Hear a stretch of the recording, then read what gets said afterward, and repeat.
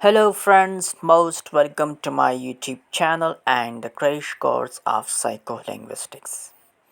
In this video, we will discuss about the cognitivist theory of language acquisition.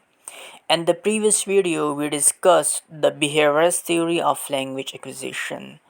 And in the next videos, we will discuss about the interactionist and innatist theory of language acquisition. So if you have not yet subscribed my YouTube channel, please subscribe my YouTube channel. I would be much thankful. So without wasting any further time, let's start our discussion on the cognitivist theory of language acquisition. This theory was proposed by Jean Piaget in 1923. First of all, we will discuss its definition, then we will discuss the main points of this theory, and at the end, we will discuss the limitation of the cognitivist theory. Okay, the main concept of the cognitivist theory of language acquisition is that the basic drivers behind our actions are our thoughts. Okay, the main statement of the theory: language is a part of child cognitive development. In other words, language springs from the cognitive development. Okay, here are the main points of the cognitivist theory of language acquisition. Children are born with a relatively little cognitive ability, but as they age, their mind develops ideas of understanding the external world. The child cognitive development takes place through two kinds of schemes. Number first is assimilation and number second is accommodation. Okay, so what is assimilation? Assimilation is fitting new ideas into existing cognitive structures. Okay, so what is accommodation?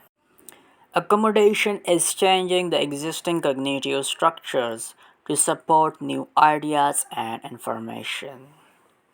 According to cognitivist theory, language springs from the cognitive abilities because it would be impossible for us to express something that we do not understand. For example, a child with no sense of time could not express things in future.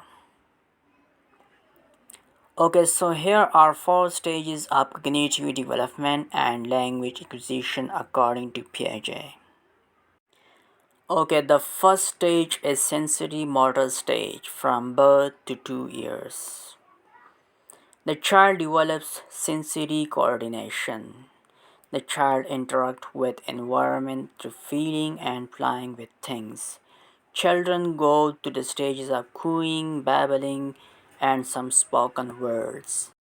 Okay, the second stage is pre-operational stage from 2 to 7 years. Cognitively, children are still egocentric at this age. They use language with better grammar, syntax, and context. The third stage is concrete operational stage from 7 to 11 years. Children understand concepts like time and numbers. They become rational and logical and talk in details about their inner thoughts and external thoughts. Okay, the fourth stage is formal operational stage from 12 years to adulthood. At this stage, children understand abstract ideas, morality, and politics. There is no cognitive limit to understanding of the external world. Okay, so here are some of the limitations of cognitivist theory of language acquisition. Even mad peoples can speak fluently and use grammatically correct language. And cognitive theory, there is a close connection between language and cognition. The acquisition of child's syntax does not depend upon the general intellectual growth. So it means that according to cognitive theory, there is a close connection between the language and cognition, but Even mad people can speak fluently and use grammatically correct language. Okay, during the first few years of child language acquisition, the cognitive theory is somehow true for the close connection between language and cognition. But as the child grows, one cannot find any connection between language and cognition because some mentally abnormal people can also speak fluently. Okay, so this was all about the cognitive theory of language acquisition.